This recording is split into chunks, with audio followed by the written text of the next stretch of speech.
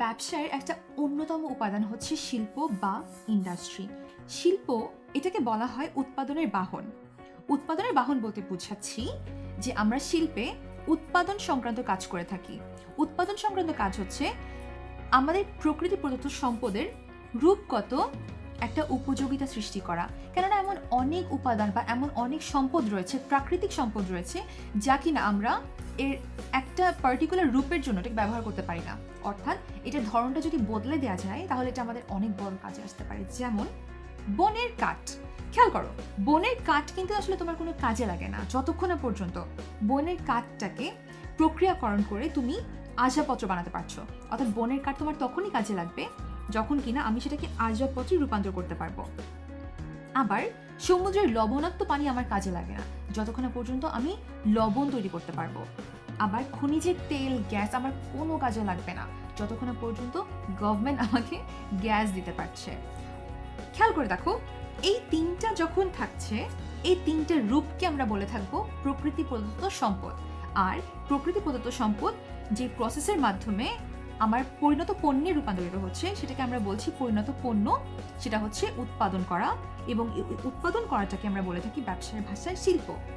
অর্থাৎ কাঁচামাল প্রক্রিয়াকরণ করে পরিণত পণ্য প্রস্তুত করাটাকে বলা হয় উৎপাদন করা, অর্থাৎ শিল্প। কাঁচামাল হচ্ছে আমার প্রকৃতি প্রদত্ত সম্পদ, পরিণত পণ্য হচ্ছে আমার উৎপাদিত দ্রব্য। শিল্পের প্রকারভেদ বলতে আমরা বুঝে থাকি ঠিক কয়টি ভাগে আমরা শিল্পকে ভাগ করতে পারি। আর শিল্পের ভাগ হচ্ছে মোট 5টি। শিল্পের ভাগ যে মোট 5টি, এটা একটা খুবই গুরুত্বপূর্ণ তথ্য। এটা মনে রাখাটার জন্য আমরা আজকে শিল্পের 5টি প্রকারভেদ পড়ব এবং এটা মনে রাখার চেষ্টা করব।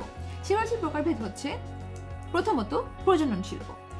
প্রজনন শিল্প বলতে আমি বুঝে থাকি যখন আমরা একটি পণ্য বা একটি দ্রব্য ব্যবহার করে একাধিক পণ্য বা দ্রব্য উৎপাদন করতে পারি।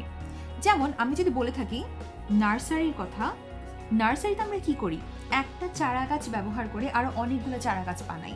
আবার আমরা যখন ফার্মিং করি, আমরা বিভিন্ন জিনিসের ফার্ম দিতে পারি।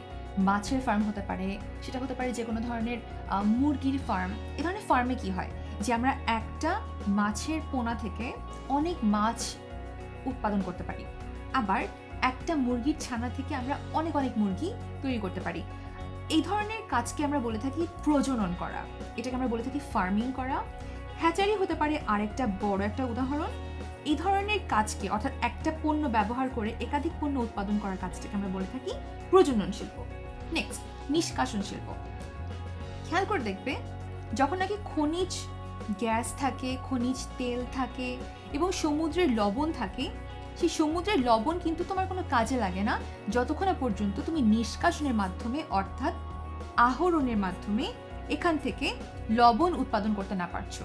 আবার বনের কাঠের কথা যদি বলি, বনের কাঠ তোমার কাজে লাগবে না, কিন্তু বনের কাঠ আহরণ করে যখন তুমি আসবাবপত্র তৈরি করতে পারবে তখন সেটা আমার অভাব পূরণ করতে পারে। তখন আমরা সেটাকে বলে থাকি নিষ্কাশন শিল্প। নির্মাণ শিল্প। নির্মাণ শিল্প বলতে বোঝায় যখন আমরা বলে থাকি যে কোথাও ব্রিজ বানানো হচ্ছে, কোথাও রাস্তাঘাট নির্মাণ করা হচ্ছে, এই ধরনের কাজের মাধ্যমে আমরা আমাদের যে ধরনের উপযোগিতা সৃষ্টি করতে পারি তা হলো যে কোনো ধরনের দ্রব্যের একটা স্থানগত উপযোগিতা।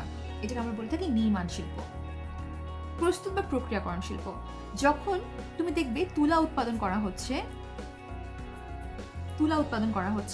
আবার আমরা বিভিন্ন সময় দেখে থাকি প্রক্রিয়াকরণের মাধ্যমে আমরা ইস্পাত তৈরি করি, আমরা লোহার বিভিন্ন ধরনের অ্যালুমিনিয়ামের প্রোডাক্ট উৎপাদন করে থাকি। এ ধরনের কাজের মাধ্যমে যখন বিভিন্ন প্রসেসের মাধ্যমে একটা পরিণত পণ্য উৎপাদন করা হয়, প্রসেস দিয়ে তুমি এটা মনে রাখতে পারো যে বিভিন্ন ধরনের প্রসেস ইউজ করা হয়, তখন আমরা সেটাকে বলে থাকি প্রস্তুত বা প্রক্রিয়াকরণ শিল্প। সেবা পরিবেশক শিল্প। সেবা পরিবেশক শিল্প হচ্ছে যারা আমাদেরকে কোনো পণ্য বা দ্রব্য, খেয়াল করে দেখো, সেবার মধ্যে কিন্তু কোনো ধরনের কোনো পণ্যের উপস্থিতি নাই, সেখানে আমাদেরকে সেবা বা সার্ভিস দেওয়া হয়। যেমন বিআরটিসি, বিটিসিএল, এই সরকারি যেসব প্রতিষ্ঠান তারা আমাদেরকে কি করে? বিআরটিসি আমাদেরকে পরিবহন সংক্রান্ত অভাব পূরণ করে। বিটিসিএল আমাদেরকে টেলিযোগাযোগ দান করে।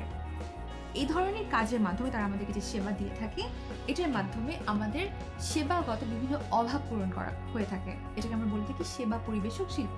আর এই ছিল শিল্পের 5টি প্রকারভেদ।